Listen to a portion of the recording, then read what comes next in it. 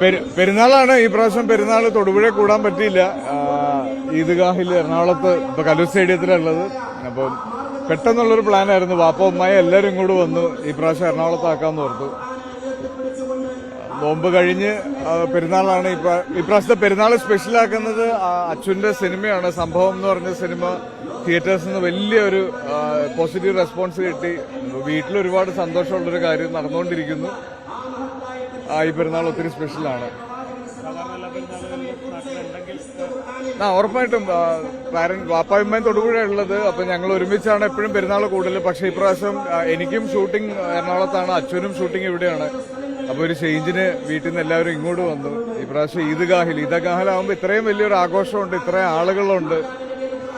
പ്രത്യേകിച്ച് എനിക്ക് തോന്നുന്നു ഇങ്ങനെ ഒരു അവസരത്തില്, നമ്മളിപ്പോ പോയിക്കൊണ്ടിരിക്കുന്ന ഒരു അവസരത്തിൽ നമ്മളെല്ലാവരും ഒരുമിച്ച് ഒറ്റക്കെട്ടായിട്ട് നിൽക്കുക, ജാതി മത പാർട്ടി രാഷ്ട്രീയ വ്യത്യാസങ്ങളില്ലാതെ എല്ലാവരും ഒരുമിച്ച് നിൽക്കാൻ പറ്റുക എന്നൊക്കെ പറയുന്നത് വലിയൊരു അനുഗ്രഹമായിട്ടാണ് കാണുന്നത്. അപ്പൊ അതിന്റെ ഒരു ആഘോഷം കൂടിയായിരിക്കും പെരുന്നാൾ.